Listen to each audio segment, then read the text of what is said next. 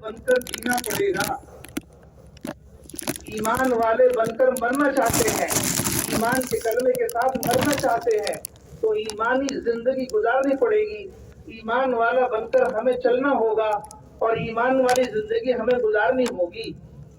तो भाइयों दोस्तों बुजुर्गों, फिर इसी ईमान के कलमे पर मौत आएगी, और इस ईमान के कलमे पर जब मौत आएगी तो कयामत के दिन इसी ईमान के कलमे को पढ़ते हुए हमें उठाया जाएगा। जैसे जियोगे वैसे मरोगे, जैसे मरोगे वैसे उठोगे। सिर्फ इतनी बात नहीं है कि कलमा पढ़ के काम खत्म हो गया, अब हम फारिग हैं, अब जैसे चाहे जिंदगी गुजारे। नहीं, हजरत मोहम्मद सल्लल्लाहु अलैहि वसल्लम को अल्लाह ने भेजकर ईमान भी सिखाया, ईमान की मेहनत भी सिखाई, ईमान का कलमा भी बताया, उस ईमान की मेहनत भी बताई, ईमान का कलमा भी पढ़ाया और ईमान कैसे बचेगा इसकी मेहनत भी सिखाई। इसलिए भाइयों दोस्तों बुजुर्गों, आपने मेहनत की सहाबा के अंदर। सहाबा ईमान को कैसे सीखते थे? सहाबा सीखते थे ईमान को इस तरह कि सहाबा सहाबा पर मेहनत करते, सहाबा सहाबा पर मेहनत करते, मेहनत करके सहाबा इकराम अपने दूसरे साथियों को बाहर से उठाकर मस्जिदों में लाते। आओ अपने रब पर थोड़ी देर के लिए ईमान लाएं। भाइयों दोस्तों बुजुर्गों, ईमान की मेहनत उनके जिम्मे है जिनके पास ईमान है, जिनके पास ईमान है। जिनके पास ईमान नहीं है उनके जिम्मे मेहनत नहीं है। हाँ, उनके लिए मेहनत है इस्लाम की, उनके लिए मेहनत है इस्लाम की, लेकिन जिनके पास ईमान आ गया उनके जिम्मे मेहनत है ईमान की। इसलिए रसूलुल्लाह सल्लल्लाहु अलैहि वसल्लम ने अपने सहाबा को जब ईमान का कलमा पढ़ लिया तो फिर उस ईमान की मेहनत करना सिखाया। ईमान की मेहनत सहाबा किस तरह करते थे? ईमान की मेहनत करते थे सहाबा, सहाबा सहाबा को दावत देते, सहाबा सहाबा को दावत देते, आओ अपने रब पर थोड़ी देर के लिए ईमान लाएं, आओ बैठो हमारे साथ, चलो हमारे साथ, उठो हमारे साथ। यूं सहाबा सहाबा पर मेहनत करते और उन्हें ईमान की मजलिसों में शरीक करते थे और ईमान की मजलिसों में जोड़ते थे। सहाबा ईमान की मेहनत के लिए ईमान की मजलिसें कायम करते थे, ईमान की मजलिसें कायम करते थे सहाबा। उन ईमान की मजलिसों में अल्लाह की बड़ाई को बोला जाता था, कुरान पढ़ करके कुरान की आयतों की दावत, कुरान की आयतों को पढ़ा जाता था। ईमान की मजलिसों में रसूलुल्लाह सल्लल्लाहु अलैहि वसल्लम ने जो फरमाया वो आपका फरमान सुनाया जाता था। अल्लाह की बड़ाई का बोलना, कुरान पाक का पढ़ना, हदीसों का पढ़ना, ये सारे काम ईमान की मजलिसों में होते थे।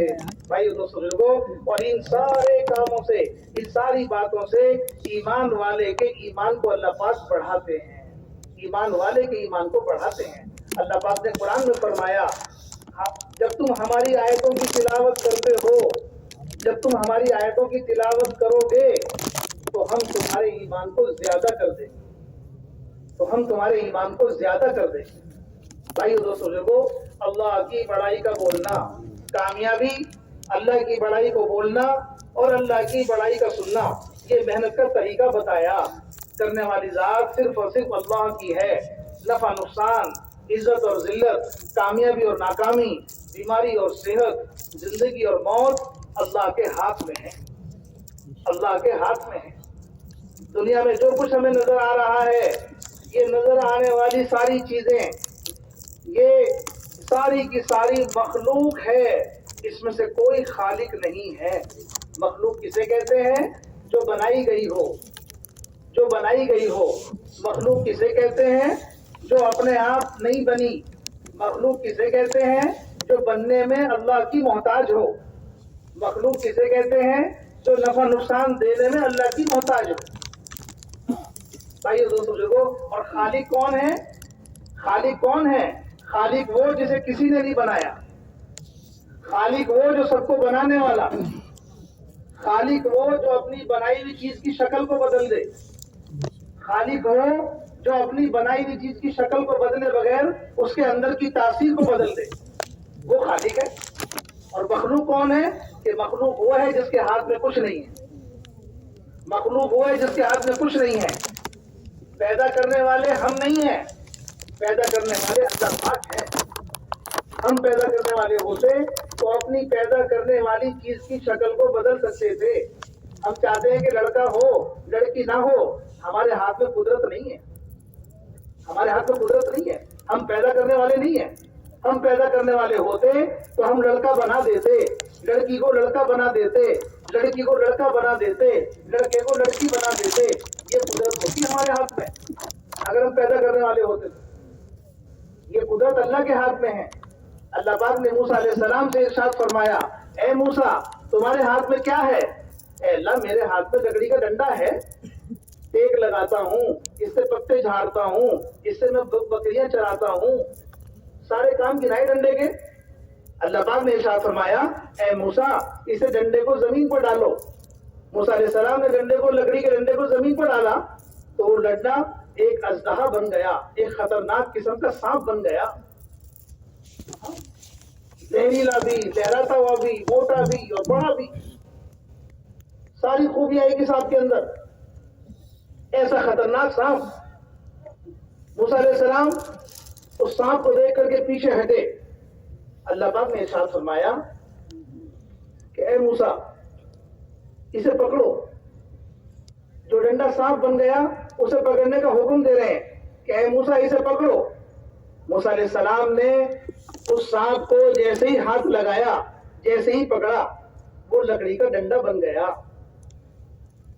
اللہ پاک نے ارشاد فرمایا کہ اے موسیٰ تمہارے ہاتھ میں کیا ہے؟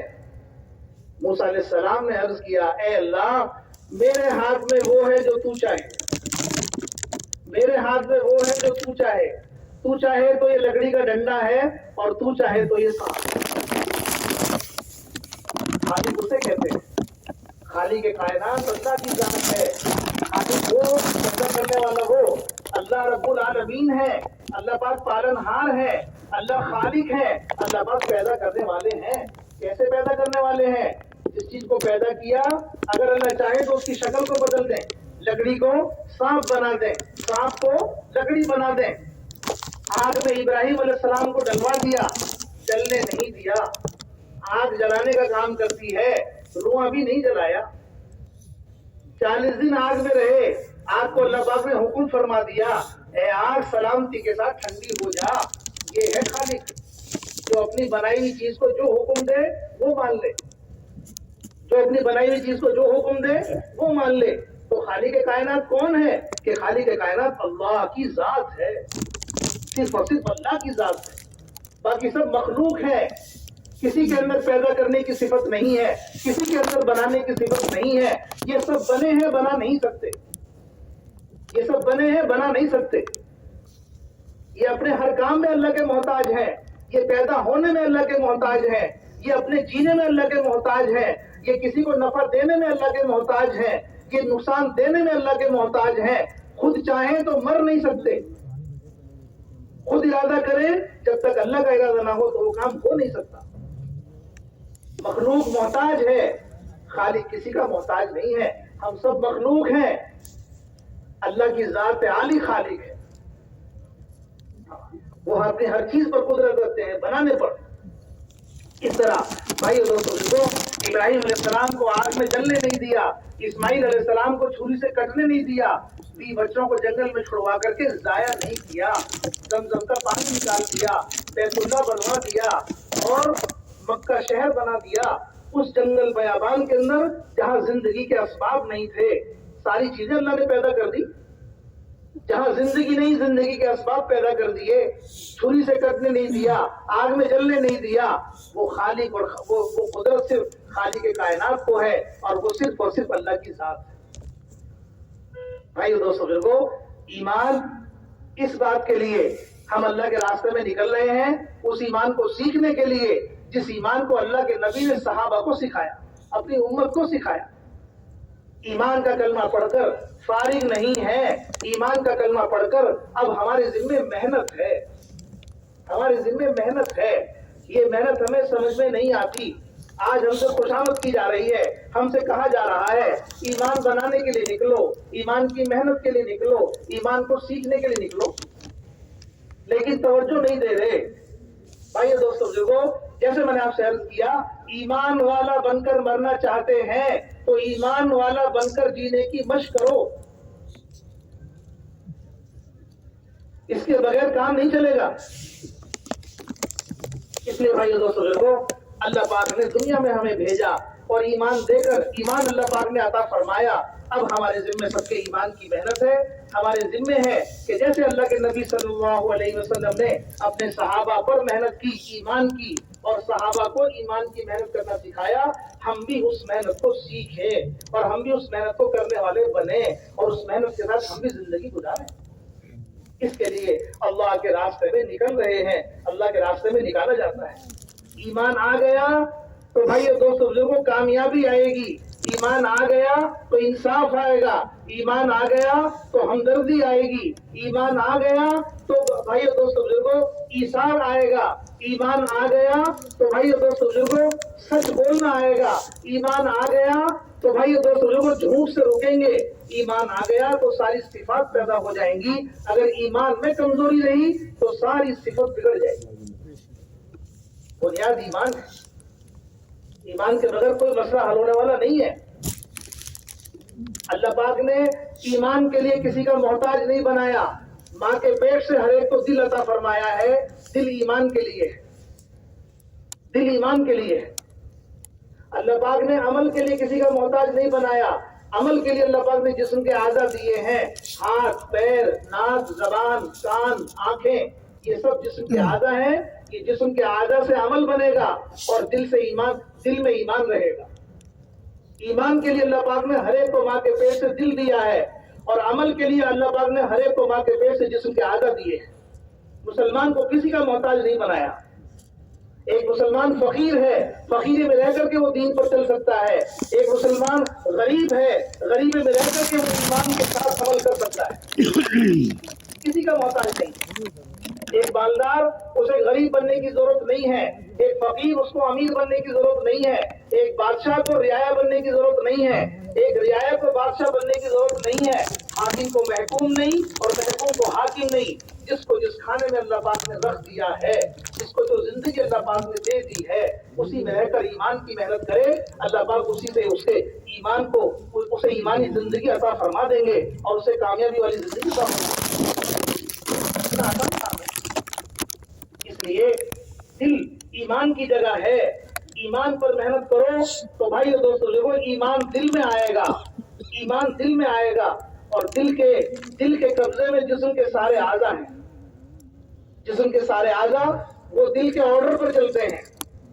دل چاہ رہا ہے دیکھنے کا، آنکھیں دیکھتی ہے، دل چاہ رہا ہے بولنے کا، زبان بولتی ہے، دل چاہ رہا ہے چلنے کا، پیر چلتے ہیں، دل چاہ رہا ہے پکڑنے کا، ہاتھ پکڑتے ہیں، دل کے آرڈر سے جسم کے سارے اعضاء چلتے ہیں۔ دل میں ایمان ہوگا تو آنکھ صحیح دیکھے گی، دل میں ایمان ہوگا زبان صحیح چلے گی، دل میں ایمان ہوگا ہاتھ صحیح چلیں گے، دل میں ایمان ہوگا پیر صحیح چلیں گے، دل میں ایمان ہوگا تو بھائی دوست جو دماغ صحیح کام کرے گا، ورنہ آنکھیں صرف دیکھنے کے لیے نہیں ہے، آنکھیں صحیح اور غلط دونوں دیکھتی ہیں۔ زبان صرف بولنے کے لیے نہیں ہے، زبان صحیح اور غلط دونوں چیزیں بولتی ہے۔ ہاتھ صرف کرنے کے لیے نہیں ہے، ہاتھ دونوں کام کرتے ہیں، غلط بھی اور صحیح بھی۔ پیر دونوں طرف چلتے ہیں، صحیح بھی اور غلط بھی۔ یہی پیر شراب خانے کی طرف بھی لے جاتے ہیں، یہی پیر مسجد میں بھی لے جاتے ہیں۔ یہی زبان سچ بھی بولتی ہے، یہی زبان جھوٹ بھی بولتی ہے۔ یہی آنکھیں غلط بھی دیکھتی ہیں اور یہی آنکھیں صحیح بھی دیکھتی ہیں۔ تو ایمان سے کیا ہوگا؟ ایمان سے سارے جسم کی عادت صحیح ہوگی۔ دل میں ایمان ہوگا تو جسم کے اعضاء میں دین ہوگا، دل میں ایمان نہیں ہوگا تو جسم کے اعضاء میں بے دینی ہوگی۔ آنکھیں غلط دیکھیں گی، زبان غلط بولے گی، دماغ غلط کام کرے گا، ہاتھ غلط کام کریں گے، ساری چیزیں غلط ہو جائیں گی اور زندگی بگڑ جائے گی۔ جب ایمان میں کمزوری آئے گی تو دین بھی ختم ہو جائے گا اور دین بھی بگڑ جائے گا۔ بھائیو دوستو دیکھو، لاکھوں مسلمان ایسے ہیں جنہیں کلمہ یاد نہیں ہے، لاکھوں مسلمان ایسے ہیں جنہیں کلمہ یاد نہیں ہے، لاکھوں مسلمان ایسے ہیں جنہیں نماز یاد ہے پڑھتے نہیں ہیں، لاکھوں مسلمان ایسے ہیں انہیں نماز یاد نہیں ہے. لاکھوں مسلمان شراب پی رہے ہیں, جوا کھیل رہے ہیں. کیوں؟ کلمہ بھی ہے اور شراب بھی ہے, کلمہ بھی ہے اور جوا بھی ہے, کلمہ بھی ہے اور بد نظری بھی ہے, کلمہ بھی ہے اور نماز بھی نہیں ہے, کلمہ بھی ہو اور نماز یاد بھی نہ ہو. دونوں چیزیں ایک ساتھ نہیں ہو سکتی. ضرور ہماری زندگی میں کوئی کمی آئی ہے, ضرور ہمارے اندر سے کوئی بات نکلی ہے. کیا بات نکلی ہے؟ ہمارے اندر سے بات نکلی ہے ایمان کی محنت. ہمارے اندر سے جو بات نکلی ہے وہ ایمان کی نکلی ہے, ایمان کی محنت نکلی ہے. ایمان کی محنت نکل گئی, ایمان میں کمزوری آ گئی. ایمان میں کمزوری آ گئی تو بھائی اور دوستوں بزرگوں, اندر میں بے دینی آ گئی. اللہ کے راستے میں کیوں نکل رہے ہیں؟ اللہ کے راستے میں نکل رہے ہیں اس ایمان کو سیکھنے کے لیے, اس ایمان کو بنانے کے لیے, اس ایمان کی محنت کو اپنا پابند, اس ایمان کی محنت کا پابند بننے کے لیے, جس ایمان کی محنت کو ہم چھوڑ چکے ہیں,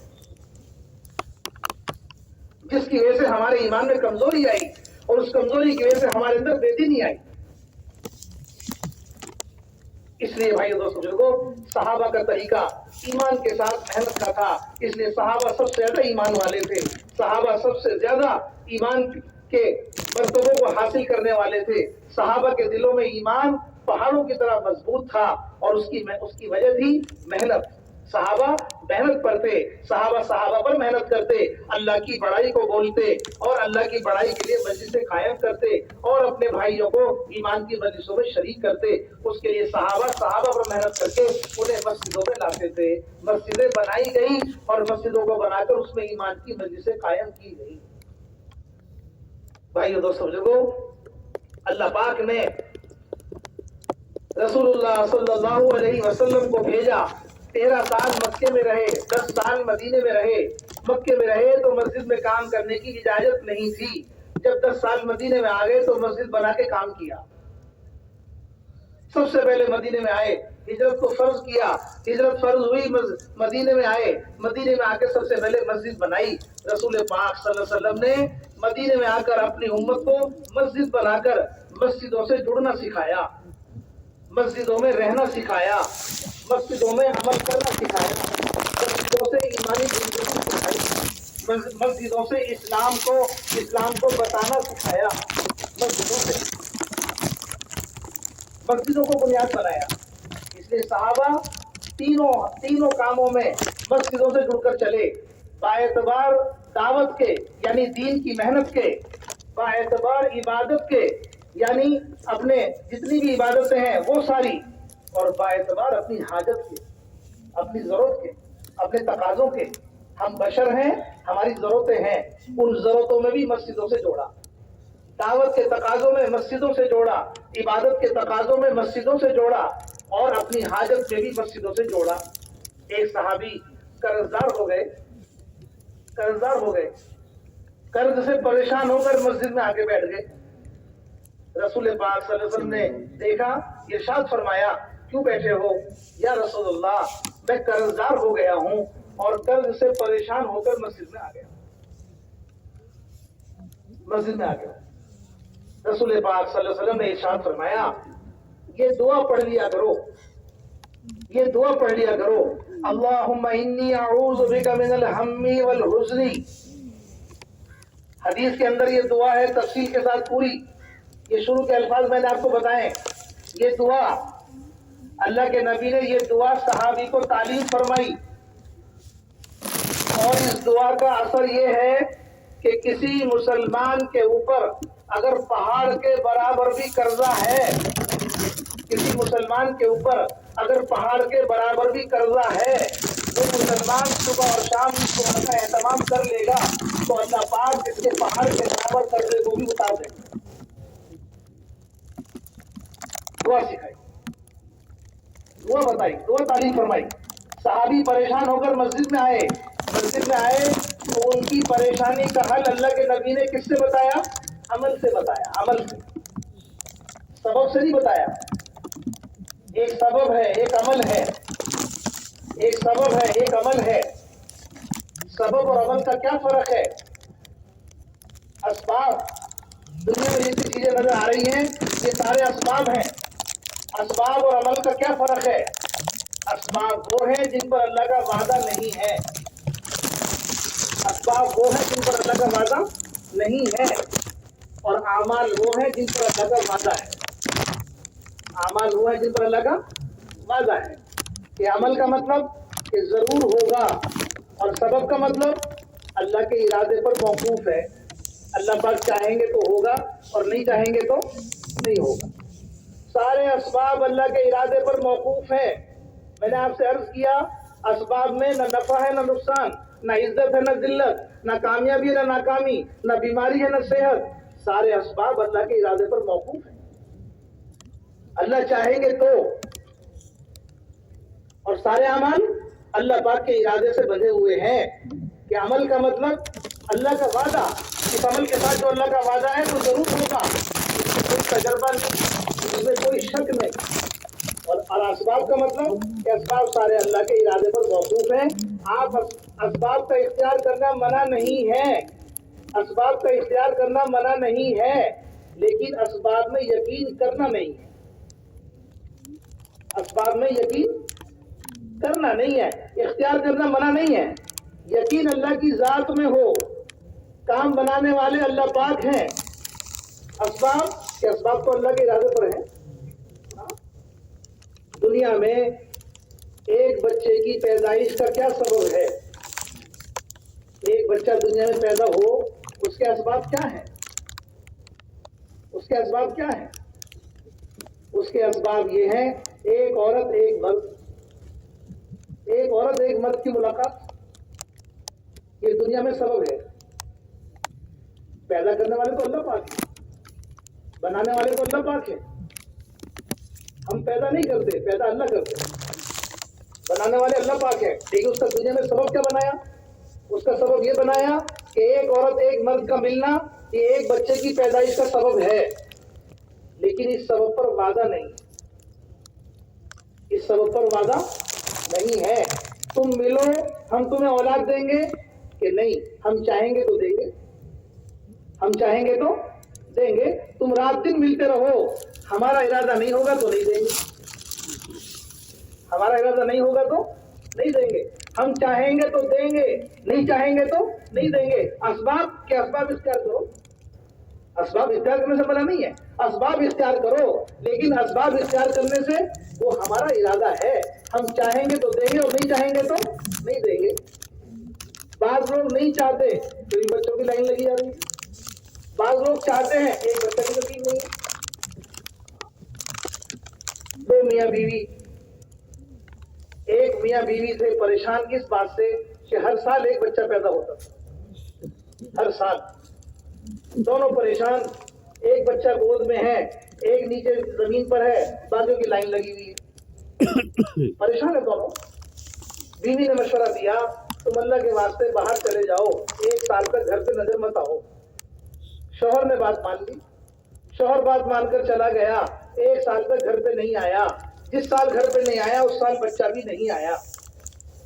اگلے سال جب یہ گھر پہ آیا تو جب ایک سال گزرا تو بچہ تیار ہوا، اس دفعہ جو بچہ پیدا ہوا وہ ایک نہیں دو ہوئے، ایک پچھلے سال کا ایک اس سال کا، ایک پچھلے سال کا اور ایک اس سال کا۔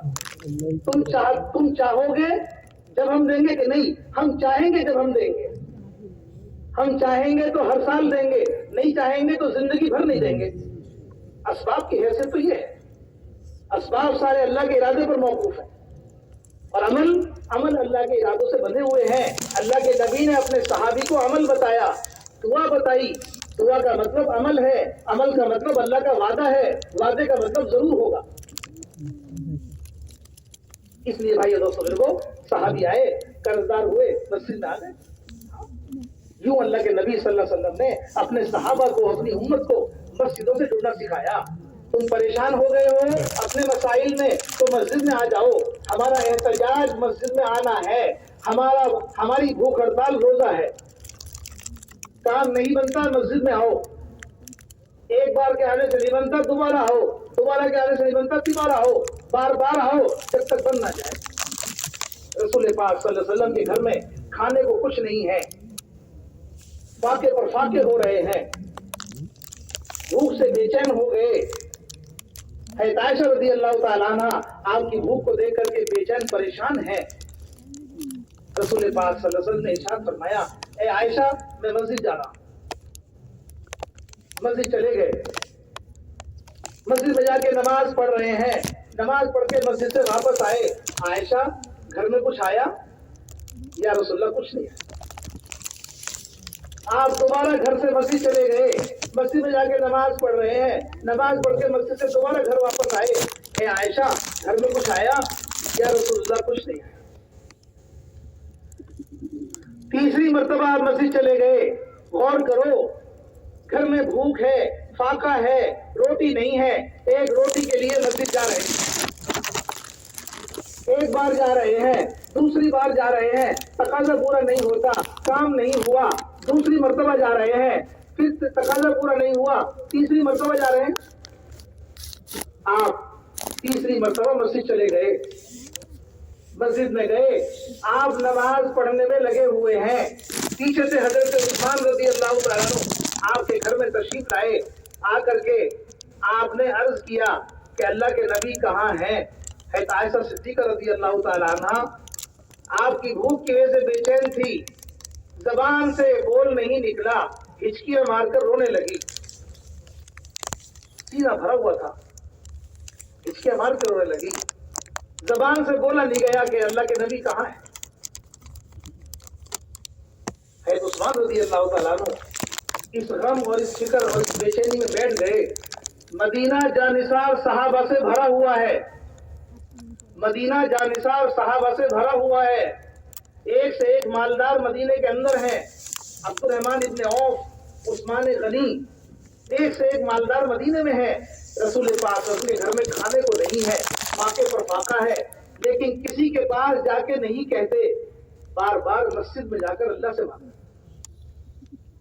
बार बार मस्जिद में जाकर अल्लाह से मांग रहे। अल्लाह से मांगकर मस्जिद से उस्मान रज़ी अल्लाह तआला अन्हु ने हाल देखा, घर चले गए, सामान ला करके अपने घर से हर तरह का आपके घर में भर दिया और आगे के लिए कह के गए कि हमारी जान किस लिए है, हमारा माल किस लिए है? सारा माल अल्लाह के नबी के लिए है, हमारी सारी चीजें अल्लाह के नबी के लिए है, तो ये किस वक्त में काम आएंगी? इतनी बात कहकर चले गए और सारे घर को सामान से भर दिया। तीसरी मर्तबा नमाज पढ़ के आप घर तशरीफ लाए। इरशाद फरमाया, आयशा कुछ आया? या रसूलुल्लाह उस्मान आए थे और ये सामान दे गए और ये बात कह गए कि हमें हमारी जान और माल। रसूल पाक सल्लल्लाहु अलैहि वसल्लम ने इरशाद फरमाया, कसम खा करके इरशाद फरमाया, ये बात फरमाई जिसका मफहूम है कि आयशा अगर मुझे अदना सी चीज की भी एक मिसाल दी, अगर मुझे फुला चीज की भी जरूरत होगी, उसमें एक अदना सी चीज की मिसाल दी, गालिबन जो जूते के अंदर तस्मा लगता है जूते को बांधने के लिए, उस फीते की मिसाल दी और इरशाद फरमाया, ए आयशा अगर मुझे इस अदना सी इस फला चीज की भी जरूरत होगी तो कसम खा करके फरमाया मैं बार बार अल्लाह ही से मांगूंगा, मैं बार बार अल्लाह ही के पास जाऊंगा। जमीन में अल्लाह से कहने की जगह कहाँ है? जमीन में अल्लाह का घर कहाँ है? आदमी अपने सवाल के लिए किसी के घर जाता है, हम सबके घर जा रहे हैं, सबकी कुंडियां खटखटा रहे हैं, सबके दरवाजों पर बैठ रहे हैं, सबका इंतजार कर रहे हैं। जमीन में अल्लाह का घर कहाँ है? जमीन में अल्लाह का घर तलाश करो। जिसके हाथ में सब कुछ है उसका घर कहाँ है? जमीन में। जमीन में उसका घर मस्जिद है, जमीन में उसका घर मस्जिद है। मस्जिद की तरफ चलना अल्लाह के घर की तरफ चलना है, मस्जिद की तरफ चलना अल्लाह की तरफ चलना है। भाई दोस्तों बुजुर्गों, इसलिए अल्लाह के रसूल सल्लल्लाहु अलैहि वसल्लम ने अपने सहाबा को मस्जिद की तरफ चलना सिखाया, मस्जिद में आना सिखाया।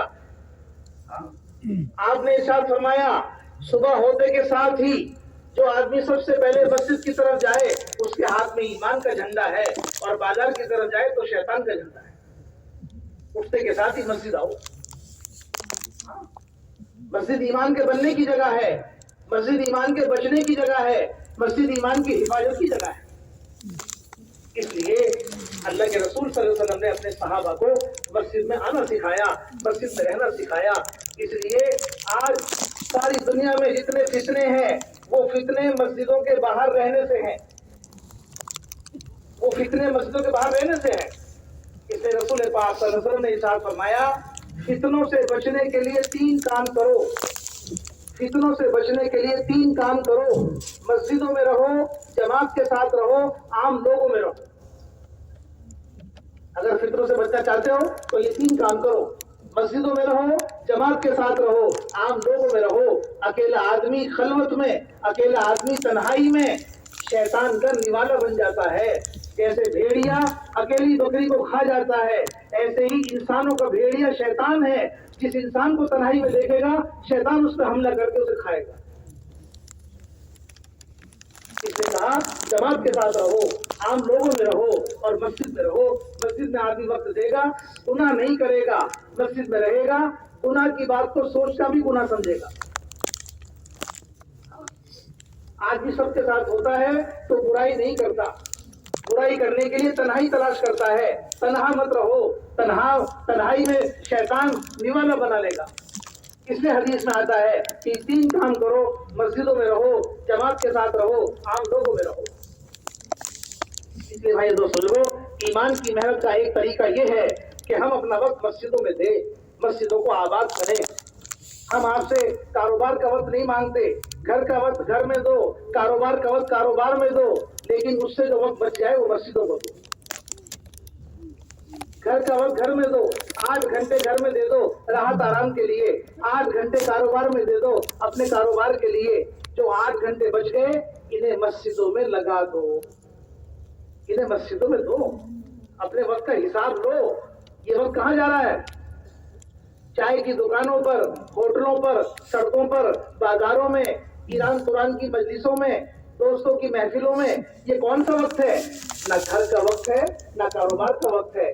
آدمی سمجھدار اتنا ہے نہ گھر کا نقصان کرے گا، نہ کاروبار کا نقصان کرے گا، نقصان کرے گا تو اپنے دین کا کرے گا۔ جن ٹھکانوں پر دین برباد ہوگا، جن ٹھکانوں پر لڑائیاں ہوں گی، جن ٹھکانوں پر مقدمے ہوں گے، جن ٹھکانوں پر جھگڑے ہوں گے، جن ٹھکانوں کی وجہ سے کورٹ کچہریاں ہوں گی، ان ٹھکانوں پر وقت دے گا۔ اس لیے کہتے ہیں کہ یہ وقت مسجدوں میں دو۔ مولانا یوسف صاحب رحمۃ اللہ علیہ فرماتے تھے مسلمان گھر میں وقت دینے سے نہیں بگڑتا، مسلمان کاروبار میں وقت دینے سے نہیں بگڑتا۔ حضرت فرماتے تھے مسلمان بگڑ رہا ہے گھر اور کاروبار کے علاوہ کا جو وقت ہے اس کے غلط استعمال سے، اس کے غلط استعمال سے۔ اسے سارا مجمع اس بات کی نیت کر لے، ہم انشاءاللہ جو لوگ جماعتوں میں جا رہے ہیں وہ تو جا رہے ہیں، جو گھروں کو واپس جائیں گے نیت کر کے جائیں، ہم اپنے یہ 8 گھنٹے کی ترتیب مسجدوں میں بنائیں گے انشاءاللہ۔ مسجدوں کو وقت دیں گے اور مسجدوں کو آباد کریں گے۔ مسجدیں آباد ہوں گی، تمام تقاضے پورے ہوں گے، تمام ضروریات عافیت کے ساتھ پوری ہوں گی، اللہ پاک ہم سے راضی ہوگا، دین ہمارا محفوظ ہوگا، ایمان ہمارا محفوظ ہوگا اور ایمان ہمارا بنے گا اور بڑھے گا۔ یہ ایمان کے بڑھانے کی محنت ہے۔ مسجدوں میں اللہ کی بڑائی کو بولنا، اللہ کی بڑائی کو سننا اور رو رو کر کے اللہ پاک سے ایمان کی حقیقت کو مانگنا، اس طریقے سے ہمیں اپنے آپ کو ایمان کی محنت میں لگانا ہے۔ کریں گے انشاءاللہ۔ اسی کے لیے اللہ کے راستے میں نکل رہے ہیں کہ نکل کر کے اس محنت کو اپنا کام بنائیں اور اپنے اندر اس ایمان کی صفت کو پیدا کریں اور ایمان کی صفت کو پیدا کر کے اپنے مقام پر واپس آ کر پھر مقام پر بھی اسی کے ساتھ محنت کرتے ہوئے زندگی گزاریں۔ کریں گے انشاءاللہ۔ اللہ کے راستے میں نکلنا دوسری صفت نماز ہے، دوسری صفت نماز ہے۔ نماز کیا ہے؟ نماز بندے کو اللہ کے یہاں قیمتی بناتی ہے، نماز بندے کو اللہ کے یہاں قیمتی بناتی ہے۔ اور دنیا میں نماز کے ذریعے سے مدد ہوگی۔ دنیا میں کیا ہوگا؟ نماز کے ذریعے سے مدد ہوگی۔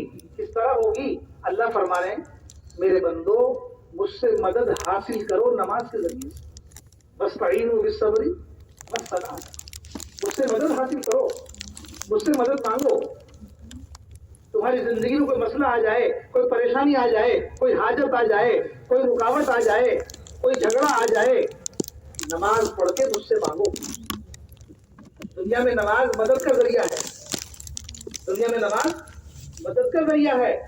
سارے اسباب جہاں کام کرنا بند کر دیں گے، سارے اسباب جہاں کام کرنا بند کر دیں گے، وہاں سے نماز شروع ہو۔ نماز وہ عمل ہے، نماز کو معمولی مت سمجھو۔ اگر ہمیں نماز پڑھنا آ گئی، ایسی نماز جیسی صحابہ نے پڑھی، ہم اللہ کے راستے میں کیوں نکل رہے ہیں؟ اللہ کے راستے میں نکل رہے ہیں اس نماز کو سیکھنے کے لیے جو نماز صحابہ نے پڑھی ہے۔ ایک نماز جو ہم پڑھ رہے ہیں، ایک نماز جو ہم پڑھ رہے ہیں، ایک نماز جو صحابہ نے پڑھی۔ صحابہ نے کیسی نماز پڑھی؟ صحابہ کی نماز کیسی ہوتی تھی؟ حضرت علی رضی اللہ تعالیٰ عنہ میدان کارزار میں ان کے پیر میں تیر لگ گیا، پیر میں تیر لگ گیا، ساتھیوں نے پیر سے تیر کھینچا تو تکلیف ہوتی تھی، تیر نہیں نکلا، تکلیف ہوتی تھی۔ حضرت علی نے کہا چھوڑ دو، مجھے نماز پڑھنے دو، مجھے نماز پڑھنے دو۔ حضرت علی رضی اللہ تعالیٰ نماز میں مشغول ہو گئے، نماز میں مشغول ہو گئے، نماز کی نیت باندھی، نماز میں مشغول ہو گئے۔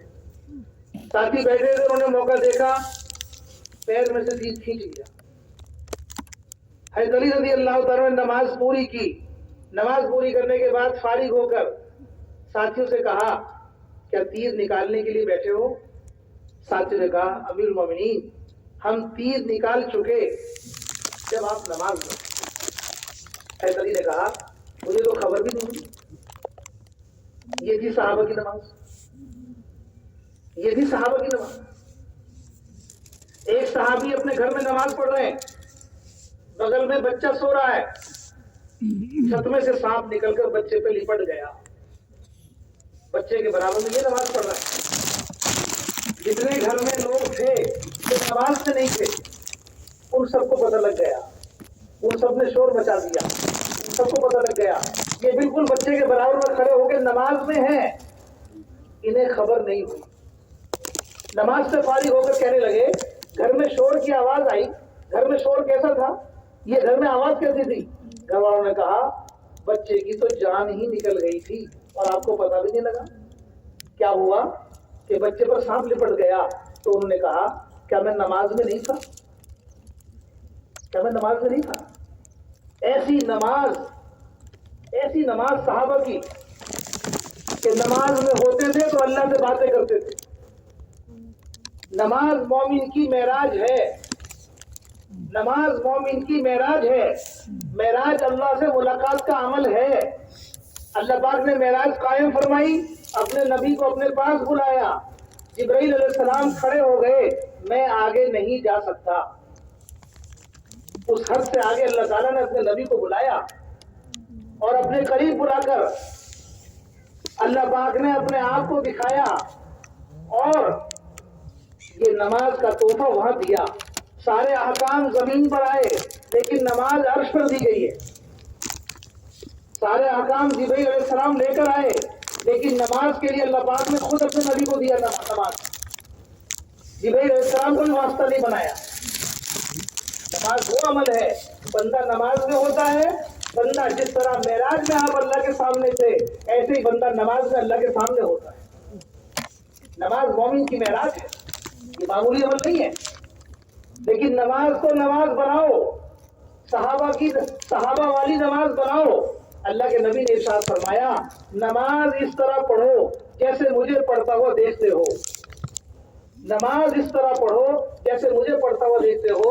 اللہ کے نبی کو نماز پڑھتے ہوئے کس نے دیکھا؟ دونوں نے کس نے دیکھا؟ تو صحابہ کی نماز کو دیکھو۔ اللہ کے نبی کو نماز پڑھتے ہوئے صحابہ نے دیکھا تو ہم صحابہ کی نماز کو دیکھیں۔ صحابہ کی نماز کو دیکھ کے اندازہ ہوگا کہ رسول اللہ صلی اللہ علیہ وسلم کس طرح نماز پڑھتے۔ یہ ان کے واقعات نماز کے۔ اس لیے نماز مسلمان کی زندگی میں وہ عمل ہے کہ اس عمل کے جیسا کوئی عمل نہیں ہے۔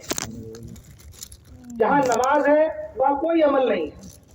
نماز وہ عمل ہے मुसलमान की जिंदगी में कि इस नमाज के जरिए से अंदर की बुराइयां निकल जाएंगी और वो सिफात अंदर पैदा हो जाएंगी जिस सिफात पर अल्लाह पाक राजी हो। इसलिए नमाज के बारे में बताया कि अल्लाह के रास्ते में निकलकर अपनी नमाज को बनाने की मेहनत करो। वो नमाज जो नमाज साहबों ने पढ़ी। भाइयों दोस्तों बुजुर्गों, अल्लाह के रास्ते में निकलकर नमाज को जानदार बनाने के 3 तरीके हैं। एक सबसे पहला तरीका है दूसरों को नमाज की दावत दो। दूसरों को नमाज की दावत दो।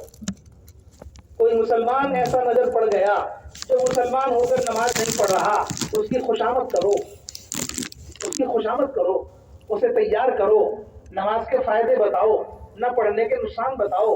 उस मुसलमान को अगर आपने तैयार कर लिया नमाज पढ़ने के लिए, तो ये अगर तैयार हो गया तो ये मुसलमान नमाज पढ़ने वाला बन गया।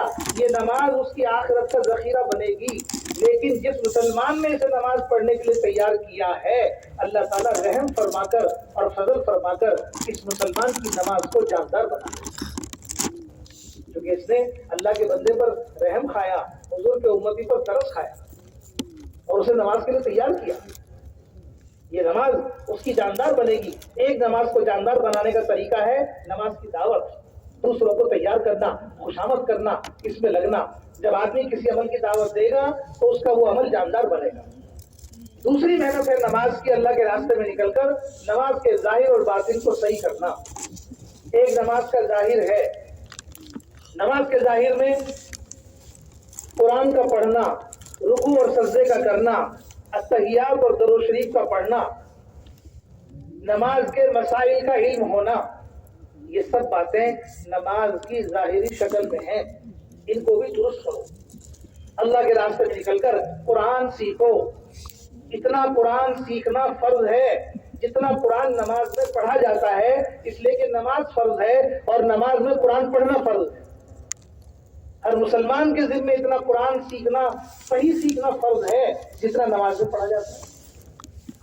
अल्लाह के रास्ते में निकलकर कुरान के सीखने सिखाने के हल्के लगेंगे, उसमें बैठकर इतना कुरान सही करो जितना नमाज में कम से कम पढ़ा जाता है। कुरान सही होगा, नमाज सही होगी। भाइयों दोस्तों बुजुर्गों, इसी तरह रुकू और सजदे का सही करना, रुकू सही करना आए, सजदा सही करना आए। रुकू सजदा सही नहीं होगा, नमाज सही नहीं होगी, नमाज सही नहीं होगी। नमाज के अंदर अहले इल्म हजरात भी होंगे जो नमाज के मसाइल को जानते हैं। अपने दूसरे भाइयों को रुकू करके दिखाओ, मेरा रुकू सही है कि नहीं, मेरा सजदा सही है कि नहीं।